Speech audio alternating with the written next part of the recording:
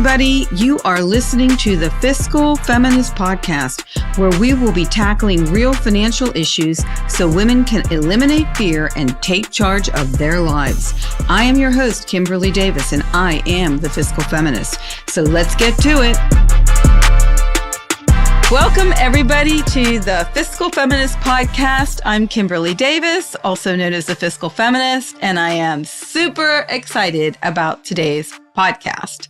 So today, it's going to be a podcast that is the intersection of personal development, wellness, and business. That's pretty much every aspect of our lives. So this is a keeper.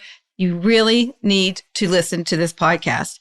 And the reason you do is because I am interviewing the Renaissance woman, otherwise known as Ella Lucas-Averett. And she is quite an accomplished woman. She is not only the managing partner of her own company, I believe, called the Trivesta Group. It's a strategic consulting firm.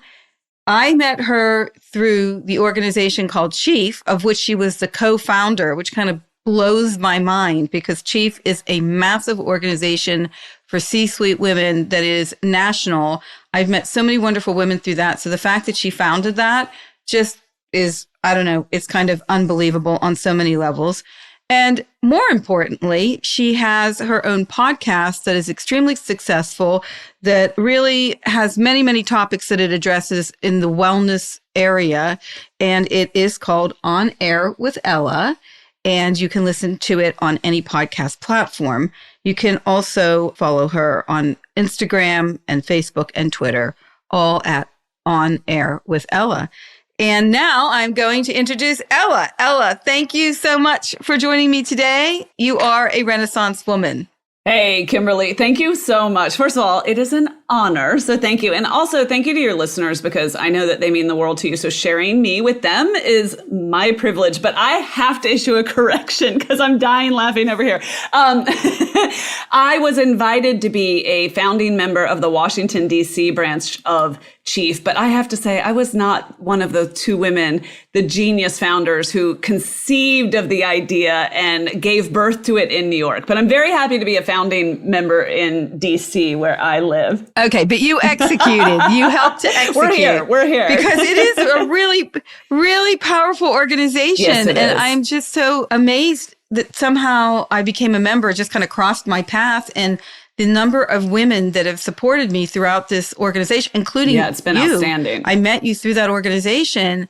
It's been outstanding. So your participation, you may not have been two of the founding members, but you are right up there on the, I appreciate it. The list of the top four, in my opinion. Thanks so much. You've had a really multifaceted experience, and I love that because it's just so rich. So if you could just tell us what you'd like us to know about yourself. Yeah, I'm happy to. By way of introduction, I'm chaotic. So I started a consulting firm, as you said. It's called the Trivesta Group, and I founded that with my partner in 2003. So that's been a very, very long time, and it has evolved in so many ways, but specializing largely in strategic planning and corporate communications and even executive branding, if you will. And so really, really love that work. But my passion and the thing that I enjoy doing so very much is On Air with Ella. And I just started interviewing people, Kimberly, I want to say 7 years ago in the health and the wellness space. Now, I'm no health and wellness guru. I'm just fascinated by lots of related topics. And to be really honest with you, it started as, very much health and fitness driven. And then after a certain point, I just got tired of talking about kale and squats, right? So I would say that over its 7-year evolution, I like to say my superpower is trial and error. And I have shared a lot, a more robust definition of what I think wellness is now, because I used to really associate it with like health and fitnessy things. And now to me, wellness is 360 degrees for me. And I'm willing to talk about any topics that are relevant to women, generally like over 35, 40, who have some years of experience under their belt, many, many, many more seasons to go. But we have a little bit more free space than we did when we had littles to talk about the things Yes. that matter to us and what we want more of and what we want less of. So no topic is off limits, I should say, really. And so I've just really enjoyed that evolution along with my community. So yeah, those are kind of the two things that I enjoy doing. And then I like doing triathlon, but that's on the side. Yeah. Well, I want to talk about that today as well, because I think that factors in so many ways. But I wanted to ask you a question first. Before you started your own company, what were you doing? Oh, goodness. So I had a number of jobs before I went to business school, because when I graduated, I was quite young when I graduated from college. And, you know, at that time I will work for food. That was the niche I was serving. Yeah. So, right.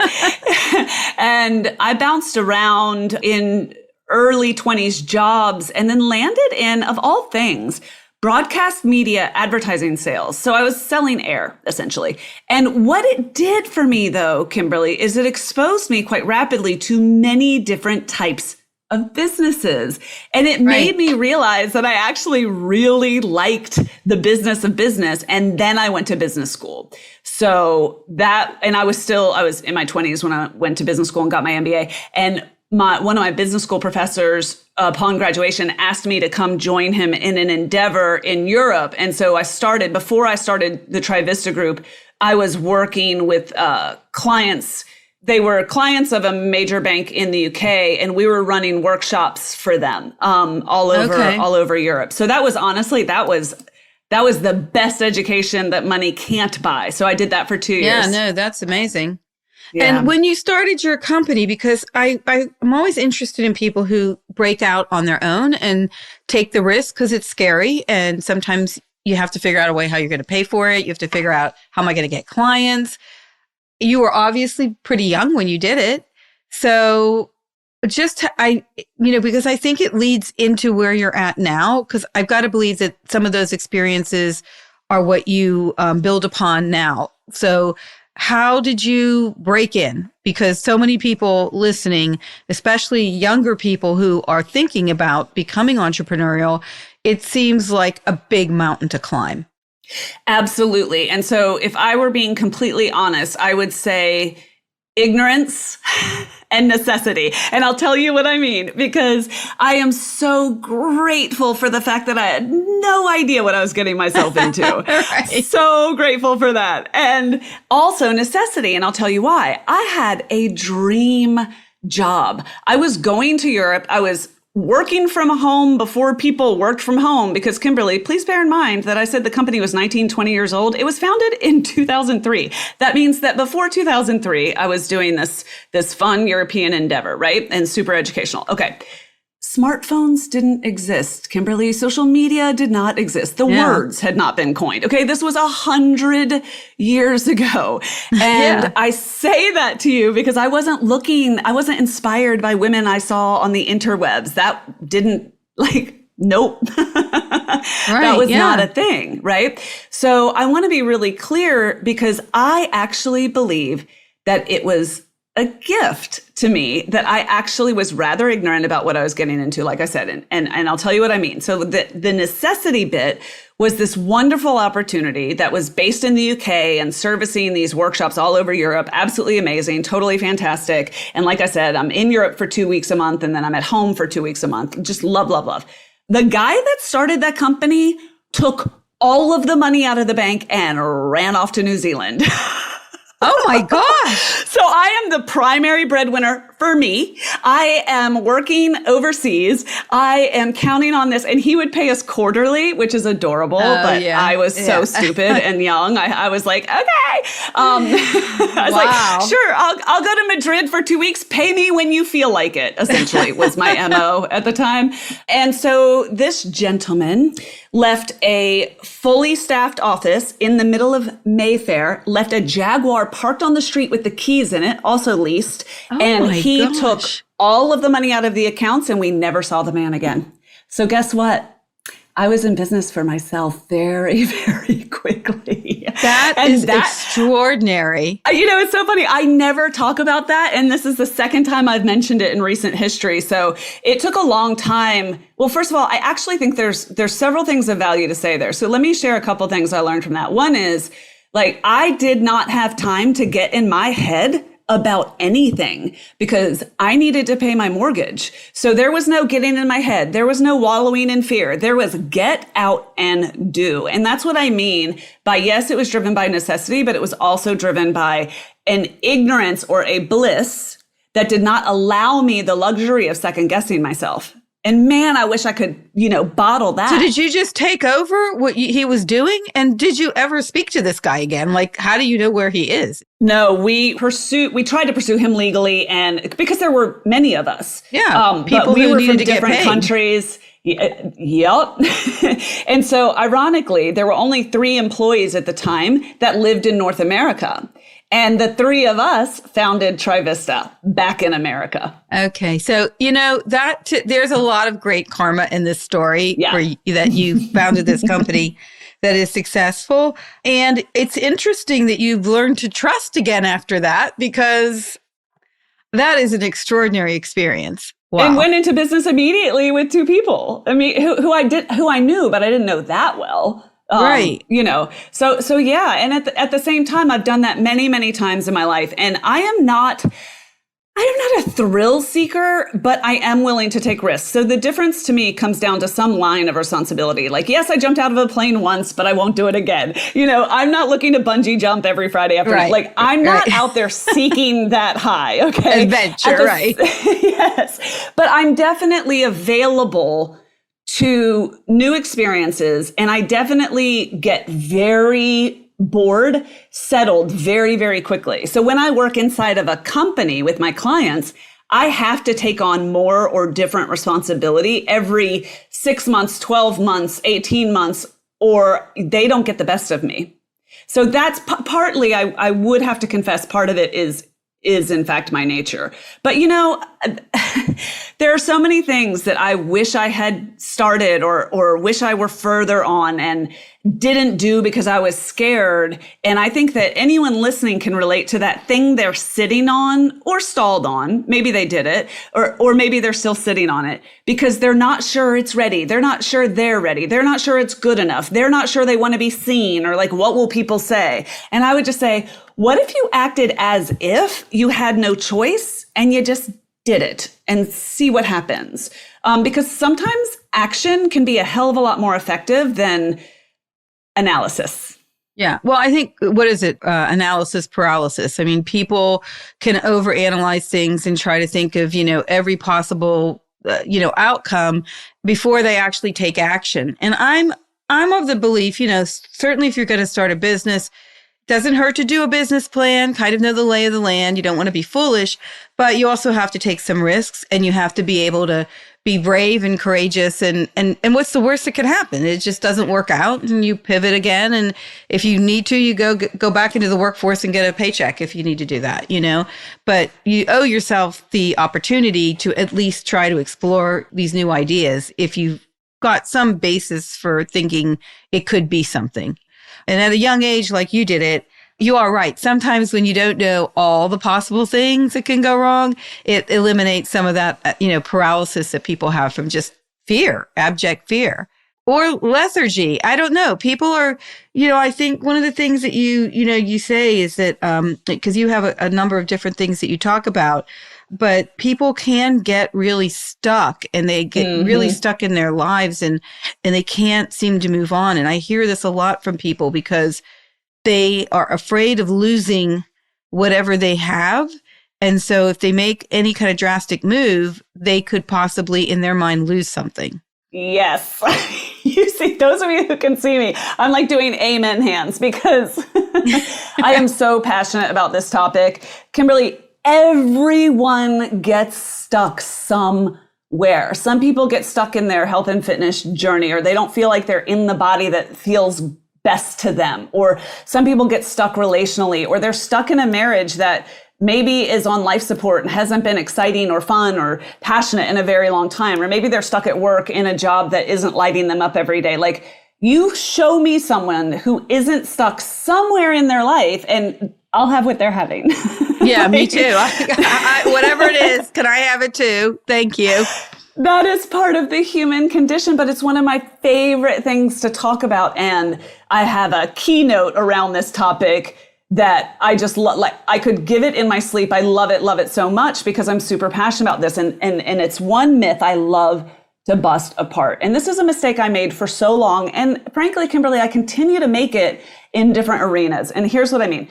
Just tell me, hypothetically speaking, have you ever looked at, like, I don't know, Instagram or some kind of social media or somebody that's being interviewed and just thought, okay, she must have gotten something I do not have, or I want what she has, or why is it so easy for her and it feels laborious to me, or how come the neighbors can do that and we're in the same neighborhood, but I feel like they're better resourced than I am. I mean, don't you think, like, in this day and age, almost I don't know anyone who, unless you don't look at social media, which, may not be a bad thing, but if you do, and I do because I have a social media platform, as do you. And, I look at people who, because I'm trying to establish this platform. I'm trying to get everyone to listen to my message, buy my book, all this stuff. And some days I think, wow, this is so much work. And then I see somebody else who has like 1 million followers and I'm like, wow, it looks so easy. How did she do it? Like, well, I'm sitting here, trying to add followers and get people to listen to my podcast. And it just seems like, where is the tipping point? What's the secret sauce? What does that person have that I don't have? And that is what you see on social media, because you see people with, beautiful homes, or people who are, got a lot of followers in the thought leadership and what I'm trying to do, whatever it is. And so you can look at them and be aspirational, but it can also kind of be a little bit of a downer that makes you wonder, like, am I even going to ever get to that? So how do we not get into that vortex of negativity? Do you know how many people are nodding right now? I mean, comparison has never been so prolifically at our fingertips ever. In the history of man, comparison has never been this easy or prolific. I mean, you can't get away from it. Yeah. Correct. And have you ever seen something where you're comparing yourself and maybe you fell short in that comparison and just said, God, if I could just get motivated to do blah, blah, blah, blah, blah, blah, blah. Like, have you ever, like, they wake up ready to slay the day every day. If I could just get motivated to do that, or more disciplined to do that, then I'd be okay. So that's the myth. And I have had that experience countless times. And then, when you said I'm a competitive triathlete, someone out there was like, oh, here we go. So she has something I don't. Right. And this is the thing. And I wish somebody had told me this 20 years ago. There's no special thing. There's no special sauce unless you are the 0.02% and you have been to the Olympics in whatever your thing is. Metaphorically speaking, okay? And you are naturally exceptional. The rest of us, the 99.98 of us, we're out here doing the very best that we can. So what is the difference? The difference to me, and the myth that I like to bust that I mentioned earlier, is that we are waiting for motivation, or we remember one time when we were motivated. Like, how many children have you had, Kimberly? 3. When you realize that you were pregnant with any one of those, was there some habit you dropped immediately? Did you stop drinking? Did you stop smoking? I stopped drinking, and I stopped having the occasional cigarette, which I have to say, so, I enjoyed that occasional cigarette. But my children were worth it in the end. Kimberly. Yeah. Hey, back then it was okay, But yeah, no, I stopped. I was really super healthy. I mean, I stopped everything.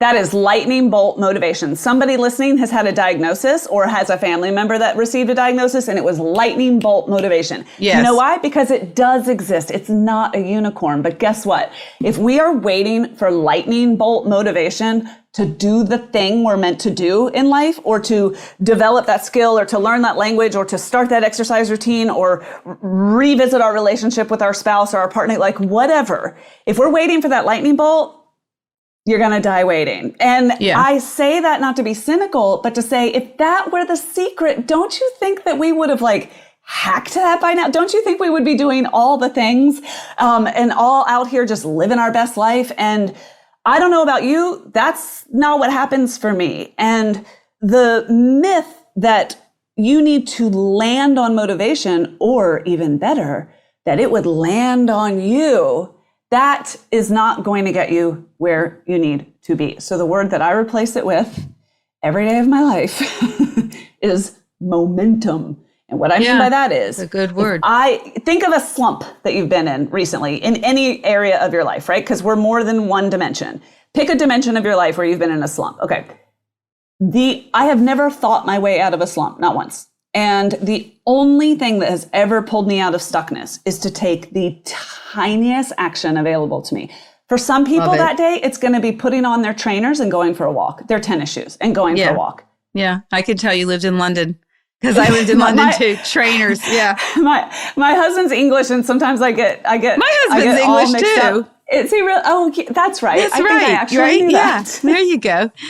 And I get befuddled sometimes. No, well, I love this concept of momentum in the tiniest actions, and I was thinking about, like, for me, it's in fitness, right? Sure. I was a runner for a long time, and then I kind of let it go. I went through all kinds of terrible stuff, and it really took a back burner. And I put on weight, post-menopausal lady. So these things happen, and it's really hard. But I got really fed up like a year and a half ago, and I made a decision that self-care was going to be my number one priority. And I literally started with the smallest thing. I went to the doctor, and I walked a mile, right? But every day I just say to myself, and now I can run and I can do a bunch of stuff I couldn't do a year and a half ago. And I would love to do kind of a modified triathlon, but modified. But the point is, to your point, the momentum came when I started to see little bits of improvement. Yes. So elaborate on your momentum thoughts. Nothing is more motivating than witnessing your own progress. So if you're looking for motivation, create some momentum, because I really want people to hear this. Nothing is more motivating than witnessing your own ability to do the thing and to prove to yourself in tiny increments that you're the person that does the thing. So for you went from running, there are two ways to look at this. The traditional way is to be like, I used to be a runner, and here I am proud of myself because I'm walking, and now I'm running a mile, and oh my God, and comparing yourself constantly to the gap between where you are now and where you were. Right. And I say you can do that. And if you believe that self-flagellation is an effective strategy, again, I think we'd know by now. Because I've tried it. And also, we're perfection. You don't have to be perfect. You don't have to be a speedster or run, a mile in 6 minutes. You can jog. You just be kind to yourself and know that anything is better than nothing. Well, and I got to be honest with you. I think it is deeper than we can even do justice to. And I'll explain that. The act of keeping your word to yourself makes you a different person when you do it over and over and over again. Because we so often, when we sleep on our dreams or we sleep on our goals, we become a person who should be doing a thing. We become a person who isn't doing a thing. We become a person who doesn't keep our word to ourselves. We say things like, oh, I really need to start walking after dinner, but we don't do the thing. So what are we? We're the person who, our identity is literally now a person who isn't doing the thing she's supposed to be doing. And so it's so much more than going for a walk. It is the act of keeping your word to yourself. And it is also the act of creating momentum. And it's not sexy because people want to be out there and they want to be like, decide what you want and burn the boats. And Tony Robbins is a very, very smart, intelligent man. But one of the dumbest things he's ever sold us is that we need to identify the thing and then burn the boats. No, that's sexy and it gets you pumped up and it gets you temporarily motivated, but it's not helping you out on a foggy Tuesday when you're tired and you have a choice between Netflix and walking your dog. Yeah. And I think it could lead to a very quick burnout, right? So you're burning the boats and you're probably getting burnt out, but it's a marathon. So life is a marathon, right? And you need to pace yourself and you need to have the why every day to do what you need to do. And I have made this business of getting up, and whether it's going for a 3.5 mile hike with my dog or getting on my treadmill and doing an iFit training, which I want to say, shout out to iFit. I've done trainings now all over the world, from Antarctica to Italy, on that app on my treadmill, and I love it. So if you're thinking about getting started, commercial, Nordic Track commercial, do the iFit app. But I just think, so do you attribute this to lack of confidence, laziness, ennui? What is it that makes people not take action? Fear. So laziness, I don't really know what lazy looks like. I understand that those people exist, but I actually think it's a very rare condition that you just have let me say this. Almost everything we do to thwart our own progress, in my non-expert opinion, is fear wearing a different outfit. And that can be everything from procrastination to that analysis of paralysis that we talked about, to consuming and never creating. So there's somebody out there right now that wants to start a business or a blog or a podcast. And so they've read everything, they've listened to everything, they've bought everything, and they have consumed, but they haven't pulled the trigger on creating. So when the consumption to creating ratio is extremely out of balance, that means you're afraid of something. It means you haven't started. It means you're stuck. So the other outfits that your fear might show up in include, I already said procrastination. How about perfectionism? Right. But that sounds so noble. It sounds so noble to want something to be perfect before. No, that is fear.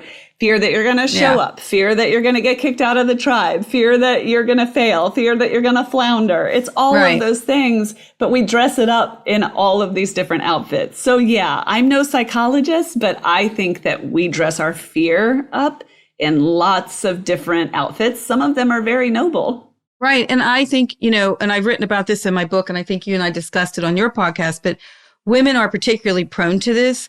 We have this competence versus confidence thing, and we somehow throughout our lives are taught we have to be 100% perfect, and we take that on board. We need to be, we can't put ourselves up for things or do things unless we feel we can, we've gotten every aspect of it figured out.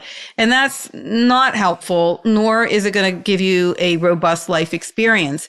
So what could you say to somebody that's like tangible things they can do to break out of their fear so that they actually take the first step and get the ball rolling and keep the ball rolling? Yeah, sure. One of the deep, dark secrets about being an adult is that nobody actually knows what they're doing, and everyone's just doing the best that they can at any given moment. So when I was younger, I would have started my podcast 5 years earlier. I'm not sure it existed anything more than that. So I'm not sure, it's been around for 7 years. Started, so I don't know how far back I can go, but I would have pulled the trigger on it sooner if I wasn't afraid of showing up, if I wasn't afraid of being seen, if I wasn't afraid of being vulnerable.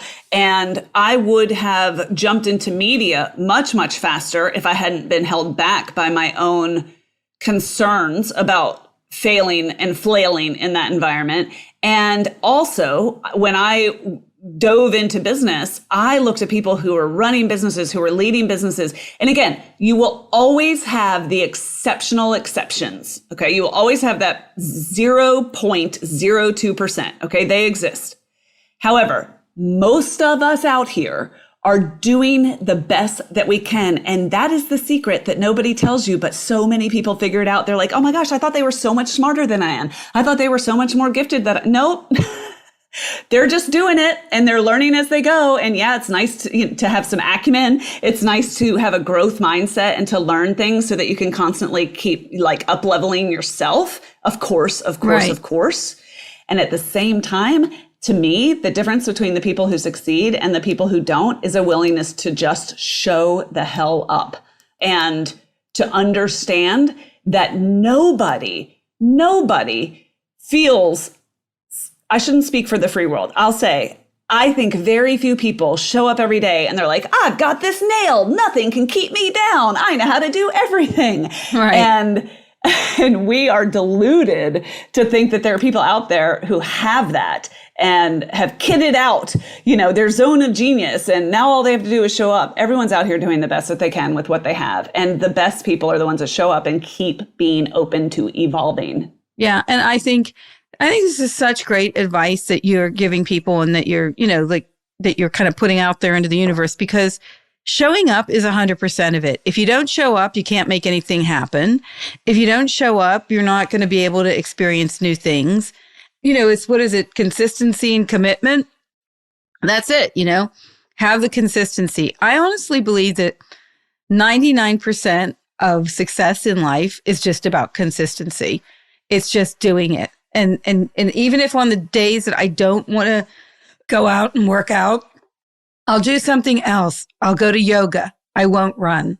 I'll do something that might be a little bit more gentle to my body, but I make a commitment to do something, even if it's only for 15 minutes, doesn't have to be an hour and a half, just so it keeps me in the game of doing something in that realm. Kimberly, by this point, everyone and their mother has heard of James Clear's Atomic Habits, and he's not the person to invent this concept, but he explains it really well.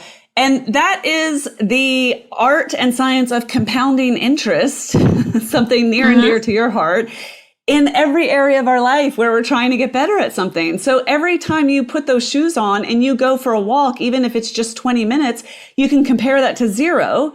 And you are putting money in the bank, and it has compounding interest because you moved your body. So you got all those benefits, right? You chilled out your hormones as well. So you got that benefit. Then you also proved to yourself that you were the person who does what she says she's going to do. The other thing that you did was you gave your body one more day of movement. So if you have 5 bad days, that's 100 minutes of walking that you wouldn't have done. Your very minimum I can pat myself on the back and say, I've done it. And I think, one of the things that I love about your story too, that I want to talk a little bit about, is when I talk about money and how 47% of women dread talking about money. That's a statistic from like 2018 from a study that I read. And that's unfortunate, right? Because money is so important to our well-being and to thriving, and we need to build our net worth as women. But, I like this idea of a financial athlete, right? It's just, you only have to dip your toe in it by like kind of knowing how much money you have coming in and how much money you got going out. If that's all you can start with and get your head around for the first time, that's good. That's a start. You're starting to think about it. But it's just like working out.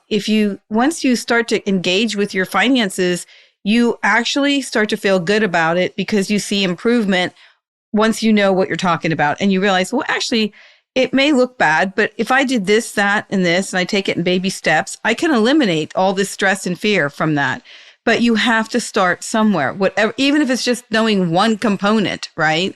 So I love the combination of the idea of a triathlete with a financial athlete.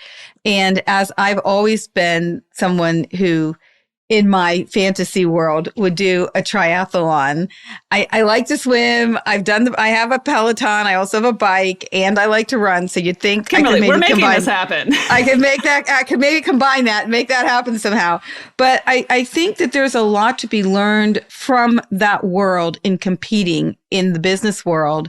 And I also, know that you have, so you are a businesswoman, you have a consulting firm, you've evolved into this wellness space, which I'm assuming you gleaned from your work as a consultant, and you can elaborate on this too, and thought, wow, maybe a lot of people aren't really thinking about their wellness. I don't know what, first of all, my first question is, what prompted you to go into the wellness space from your consulting work? Because I'm assuming you were pretty busy doing consulting work.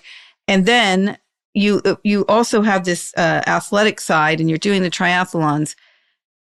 It all seems to go together in my mind, but what are you getting from that world as well? Because I have a feeling a lot of those same, characteristics that make you a triathlete, you can transfer into just day-to-day steps of getting better or doing things that you wouldn't do. Absolutely. Absolutely. And it's funny because they both came into my life around the same time, like in the same year. So I was, it should be said, when I was 27 years old, I couldn't run a mile. Something would have fallen off or out, or it was not. That was one of those things where I looked around and I was like, I don't know how people do this. She must have something I don't have. And so it turns out that wasn't true, but it served me at the time. So I really discovered a sport for myself, and just became quite passionate about being like the strongest, fittest version of me. And that's not the strongest, fittest version of a human you've ever seen. Like not even remotely. You could put me up next to a great many people and you wouldn't even know I was an athlete. Okay. I'm talking about me. I'm talking about what meant something to me. And I wanted to be, as cheesy as it sounds, the best version of myself that I could be. And it really led me down a journey where I went from like disordered eating to learning about nutrient dense foods instead of dieting, like eating as many nutrients as I could and focusing on nutrient density. And that changed my life. So when I got passionate about all of those things, I thought, God, we really make this so complicated, and there are millions and millions and millions of dollars in people seeking and failing and seeking and hating themselves. And it didn't sit well with me. So the whole reason I started On Air with Ella was to share information. Remember, I'm not the expert. I wasn't positioning myself as the expert, or rather a facilitator. And I interviewed people who wrote books or who had a thing or who did a study and yada, yada, yada. And so my whole intention there was to bring health and wellness information, make it accessible and free and interesting and educational and kind of fun and funny. And so that's how it started. And then again, like actually somewhere midstream, Kimberly, my health fell apart. So I started a third business. I opened a restaurant. Brilliant. Wow. You really are a Renaissance woman. Well, I mean, I'm also an idiot. We need a timeline here. We need a flow chart. I'm also a complete fool because that about broke me. Open 7 days a week. And what kind of restaurant was it? It was healthy food and cold pressed juices. And that sounds great. And the whole reason I did it was because I wanted it to exist. Like I wanted that place in the small town that I lived in at the time. So I was like, I partnered up with somebody who was interested in the food, because that's not me. I like to eat it, not make it. Right. And I was the COO, if you will, and she was the like head creative, and all the recipes were hers, and she knew food really, really well, and I was business. Okay.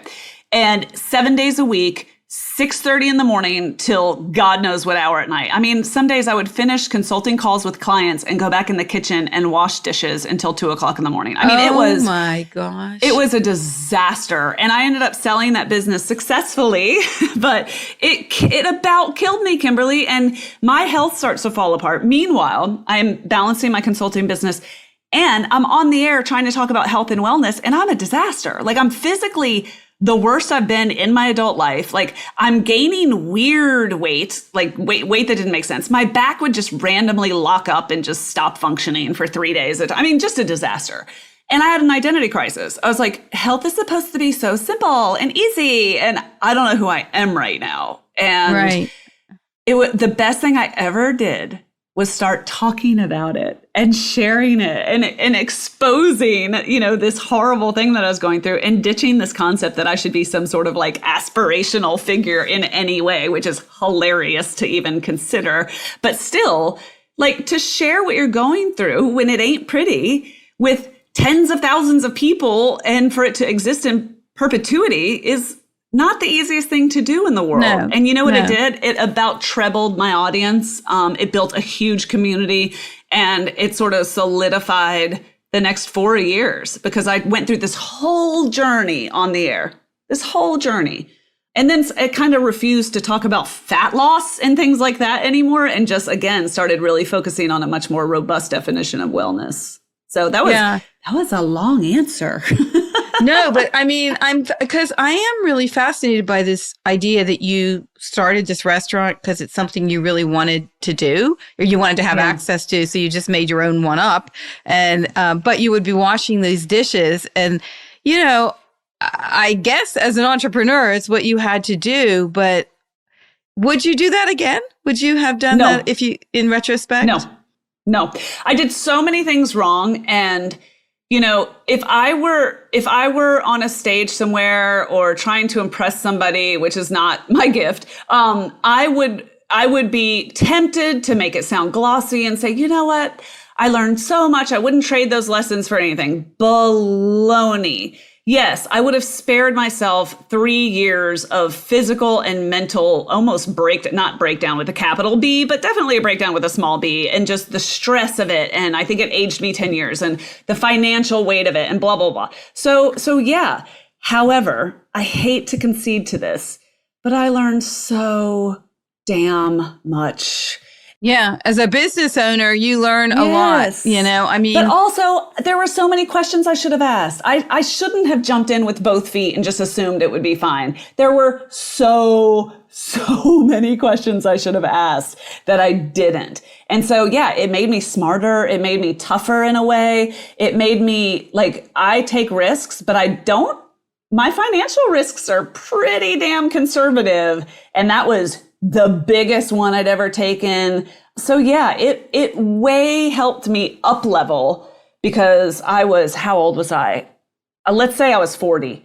And so I'd been in the workforce for some time now, and there's that point where you're like, you were doing your consulting business. Oh God. So yeah. For years and years and years. Yeah. So this was like a side hustle that you were doing in addition to your well, that often happens. I mean, I once started a fashion company.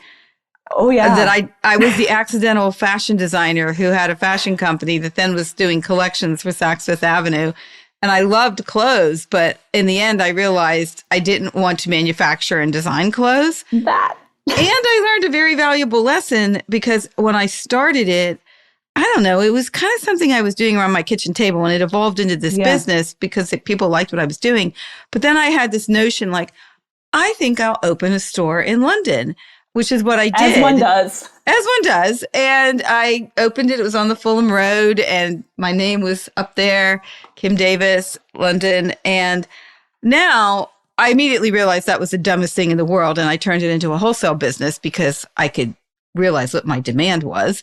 But anyway, now when I hear bricks and mortar, if it involves me renting anything, any kind of building, I'm out. Yeah, I'm not getting involved in that. I'm done.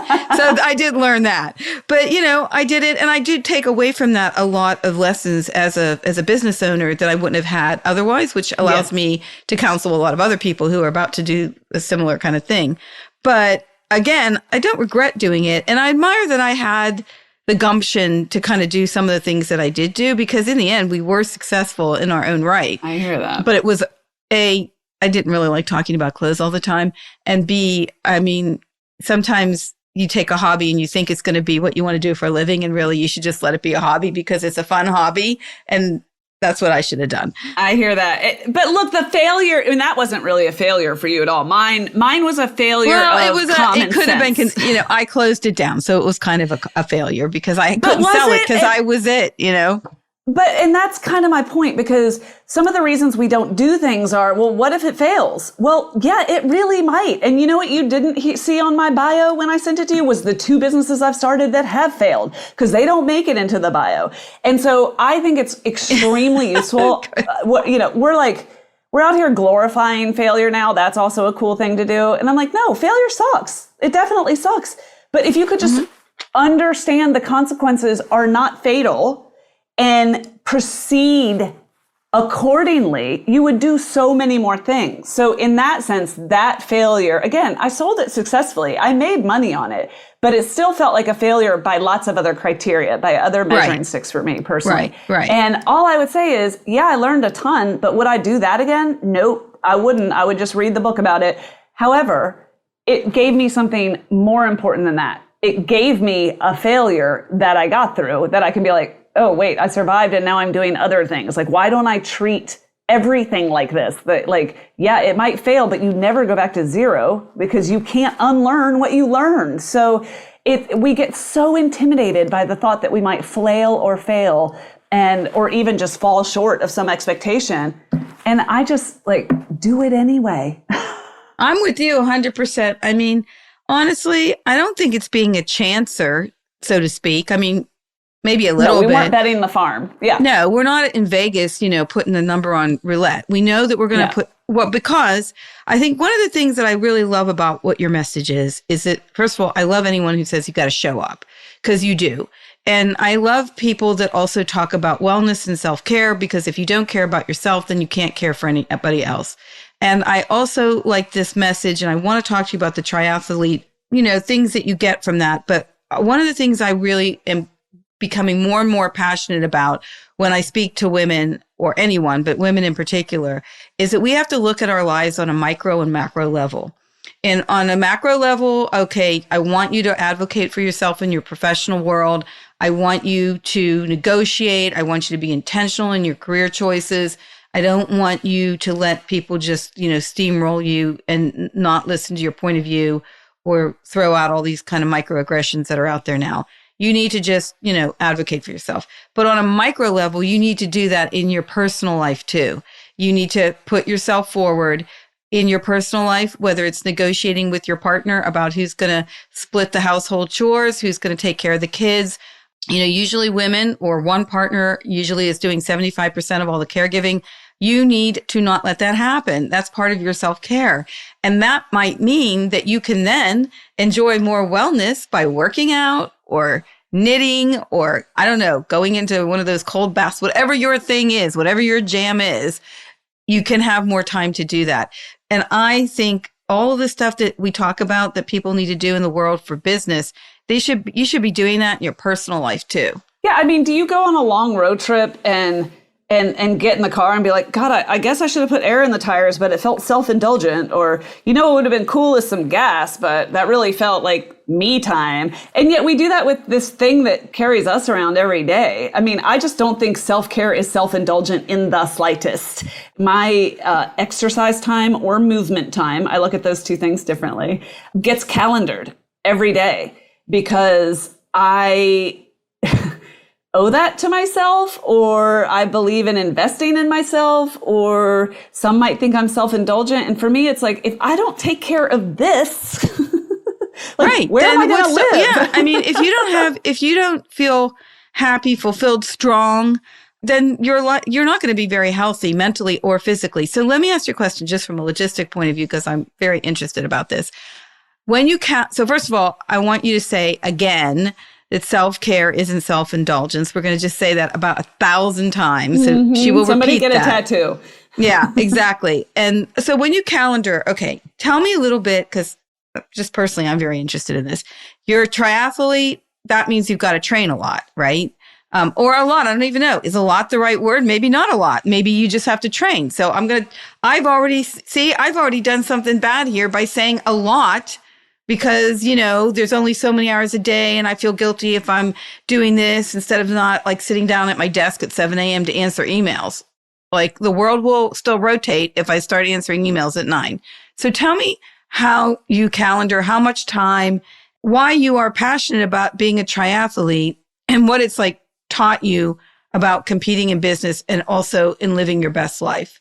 Okay, well, we'll start with the basics, and that is that I move my body every day, non-negotiable, right? And the reason I say that is because I found it exhausting negotiating with myself. Oh, I should do this. Oh, I'll do that later. Oh, I'm already dressed for work. Oh, I have to keep my hair looking nice. The mental gymnastics were far more exhausting than just doing the thing. And when you just say, oh, I have to move my body every day because I'm a human being in a body, and it's not about trying to fit into a pair of jeans, and it's not about what you ate the day before. It's I move my body every day because I'm a human, the same way I breathe every day and I drink water. That's what I was designed for. And some days that's a walk. Yesterday, that was a walk.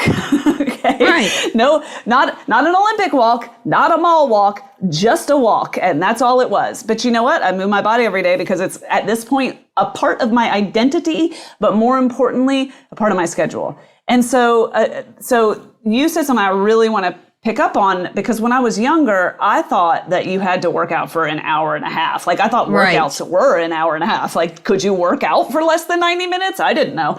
Absolutely not. I overtrained. I've been doing this sport for a long time, and I used to overtrain all the time, and I was injured all the damn time. I was lean, I was fit, and I was injured like all the time. And I had no idea what I was doing. And now I don't exercise more than an hour a day, hardly ever. Like I love when I can go on a long bike ride, but it is not the norm. I obviously get to do that more when the weather's conducive, and I don't live where you live, so that is not every day of the year. You could do that here all the time, but okay. Right? And if I did, I would build that into my morning because I would love to go for an hour and 45-minute bike ride every day of my life. That would be amazing. That's not the life I lead right now. So I don't exercise more than an hour. It's usually 45 minutes. And I think that's really important because there's fun. We won't go into this now, but, and again, I'm not a health expert, but just being able to exercise at a nice pace for 45 minutes and doing that 5 days a week and moving, or 3 days a week, but moving your body every day, you're already top 5%. I just made that number up, but it felt good. But I think you're right. Okay, we're not experts, but we're saying that sounds about right. Okay, we just make up metrics, but you understand what I mean philosophically, right? And then the other, I do shorter, more intensity when I can. Right now I'm injured and it super sucks because it challenges, like, you'd have to pull out every personal development tool I have in my actual toolbox to get through this injury time. But the one other thing I wanted to say, just on a very practical level, is I used to think that walking, and please feel free to judge me, like judge away, but I used to think that walking was for the elderly or the infirm. Like, why would you walk? Okay. Right. No, I think a lot of people think that, I think. Well, the shutdowns completely gave me a new experience with walking, as dumb as that sounds. And I started walking every morning with my dog, and I would walk 4 miles every single morning back when we were completely shut down. And that was not my exercise for the day. That was my walk. It was my movement. Wow. And when you say I don't say I exercise every day. I say I'm going to move every day. So some days that was it. But when you plan to try to exercise every day, then you end up somewhere around the 5-day mark. That's, because life happens. Right. But when you plan on something 7 days a week, you're usually going to be able to do it 4 to 5 days a week. But this walk became a thing, and I wasn't walking for exercise. I wasn't walking because it was good for me. I wasn't walking because it has such a hugely impactful impact on your hormones, even though it does. I wasn't walking because it helps you with your digestion and with your parasympathetic state. I wasn't walking for any of those reasons. I was walking because it was nice to do, and I liked hanging out with my dog for an hour. Right. You're outside, and it was nice. Your dog is great. Yes. Yeah.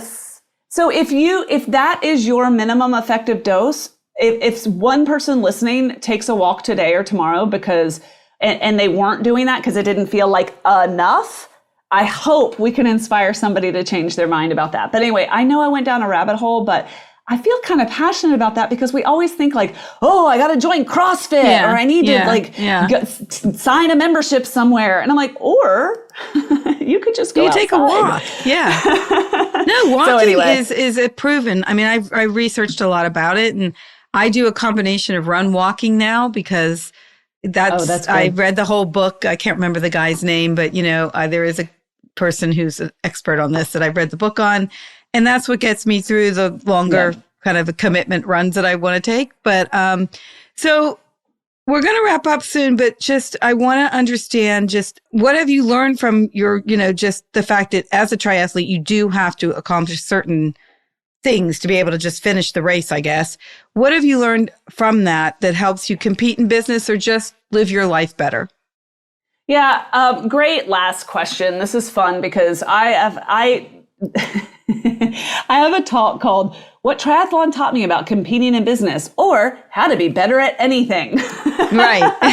Because there are so many lessons, and I promise you I will not give you that TED Talk right now. However, if anyone wants to hear it, find me.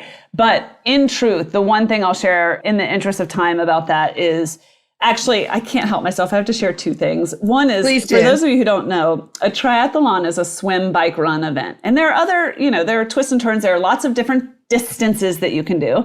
Right. And Kimberly, you can do it as a relay. So you could show up and do the swim, and someone else could do the bike, and then someone else could do the run. Okay. So that's a thing. I think I like that idea. I'm going to check into that one. You get the same t-shirt that everybody else gets. Okay. So I've done that with teams before, people who haven't exercised in 10 years, and it's super motivating, super fun. Okay, but anyway. I'm going on record. I'm checking out the relay triathlon thing. The community, the spirit at these events is like the best of humanity for that 2 or 7 hours, like whatever race it is, like just the spirit of people cheering one another on and supporting people of all shapes and sizes and backgrounds. Like it's absolutely amazing, and it's the best high ever. And so that has to be said. But the other thing that I wanted to share with you is triathlon taught me something quite important about myself that I used to think was a weakness. And the irony is this: I'm not the world's best swimmer. I'm not the world's best cyclist, and I sure as hell am not the world's best runner.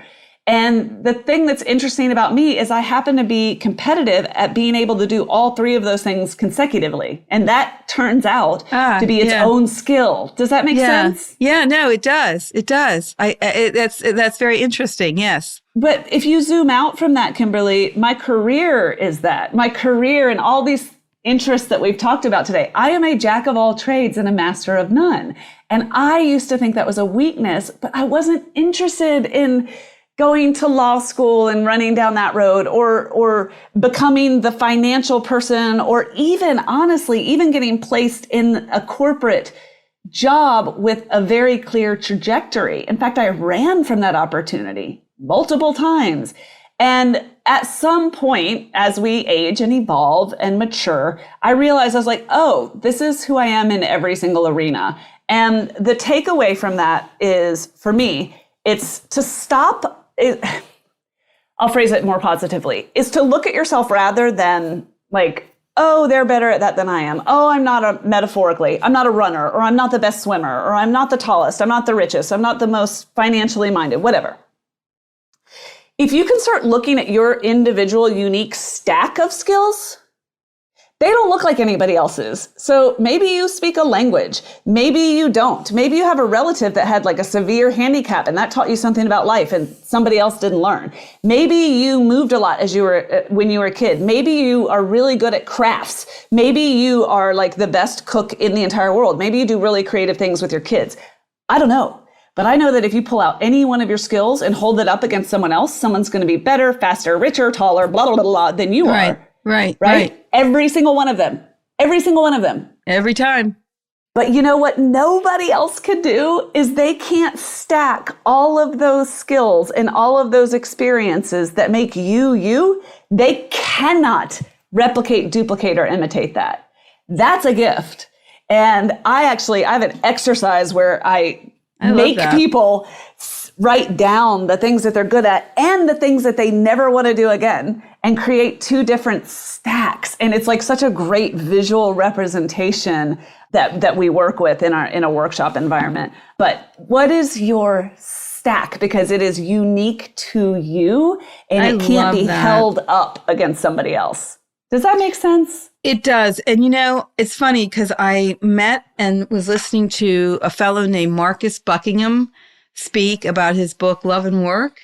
He's kind of an analyst of behavioral personalities and behavior, and he does a lot of consulting work with corporations. And in this book, he starts off by saying, you are unique. Nobody has the qualities and the characteristics that you have combined into one person. And so each of us has, in your language, a different stack. And I think that is such a special message, because I think that we forget about our uniqueness so frequently because we're just bombarded with so much information and social media and things that are put out there as what we should be aspiring to be, or what everybody thinks is really, the cool or whatever. But if we could get this message out to everyone that your stack is like really what it's all about, and you should be focusing on that, because that's where you're gonna find that fulfillment, when you just look at yourself as a unique entity in this world full of other unique entities. People take their natural gifts for granted, and it's because they're natural and they're yours. And I mean, I do, you do, everyone takes their natural gifts for granted. And so I think sometimes it's useful to take a step back, zoom out, and observe you from a more objective point of view. And frankly, that's what I do professionally and with my podcast community, is help people zoom out for the day, the moment, the week, and really look objectively in the business world at what they're trying to do and how they want to do it, or personally in the podcast community, you know, what that, like the life we're trying to design for ourselves. But there's something so brilliant about being able to look at yourself objectively, and it's hard to do by yourself. So I consider myself an expert at nothing but a facilitator of those processes, if that makes sense. Yeah, and your podcasts are interesting because they do have you have a plethora of topics that you address. And I listened to a couple of them recently, and I was listening to the one on longevity, and then I took the test, and because I was thinking, okay, she's brilliant. I got to live longer, and she's brilliant. That's Dr. Kara Fitzgerald. I was not happy with what my whatever age was. I was younger than my chronological age, but I was like, okay, I got to do better than this. But I do think that it's really important to focus on wellness, but it's not just about, having low blood pressure. It's about this kind of very intricate, intertwined tapestry of threads of all the different wellnesses that we need to have a really robust life. And I could literally talk to you for like 5 days. So I think we may have. we have to do it again. Guys. That's okay. This was worth listening to. Come on. Okay. Final words of wisdom / advice. If you could tell someone to do one thing today to get unstuck, what would it be? It would be start where you are, use what you have, and do what you can. And Arthur Ashe said that first, and many times thereafter. I'm quoting Arthur Ashe. Yeah, he was awesome. May he rest in peace. I think this was a really brilliant podcast, if I don't say so myself. Ella and On Air with Ella, you need to check it out because there's so much to learn from this lady. I am going to be doing a mini triathlon now in 2023. I'm already primed and ready for action. Girl, you just need 2 friends. Yeah, I know. I'm going to go out and I'm going to get 2 people, unwilling or willing, and I'm going to, lasso them into this because it's been on my list. And if not now, when? Okay. Okay. We'll do Malibu in 2023. I'll be on your doorstep. Oh my gosh. That would be awesome. And then, I'll get some other benefits from that as well. And just one little thing, when I take my walk or I take my run, I have so much energy for the day. It's so much more than when I don't do it. So there's that weird thing. But, all I'm going to say is show up in your life, put yourself first, take care of yourself, listen to On Air with Ella. You're going to get all kinds of great suggestions and experts and things that you can follow because I not only, took longevity tests, I'm now drinking green juice. I'm doing all kinds of things now just from listening to this lady. Okay. So I'm a fan. You're using my discount code. I did use your discount code. So quickly, just tell us where everyone can find you so that they can find you. So easy. Hook up with me on Instagram at On Air with Ella. The podcast is On Air with Ella. And then the only thing weird is my website is On Air Ella. I had to drop the preposition. It's a long story. And there's only one Ella Lucas-Averett on LinkedIn. So find me wherever. So, the main terms are On Air Ella. So you got remember that. those 3 words. We got this. Ella, thank you so much for spending so much time with me today. Listen to Ella's podcast. Thank you for listening to this podcast. Please rate it if you've liked it. Rate it if you don't like it. Just rate it, okay? Also, check out my book, The Fiscal Feminist, A Financial Wake-Up Call for Women. You can find it on Amazon or on a lot of other websites, Target, Barnes & Noble, and bookstores. And thank you for joining us today. We are going to sign off now. I'm going to go put my tennis shoes on or trainers, as Ella said, and I'm going to start doing some human movement. Have a great day, guys. Thank you for joining us. Thank you for listening today to the Fiscal Feminist Podcast. Please take a minute to subscribe to the podcast on your preferred podcast platform. And I would really appreciate if you could also rate and review it. You can also find me on Instagram and TikTok at The Fiscal Feminist, or check out the website fiscalfeminist.com.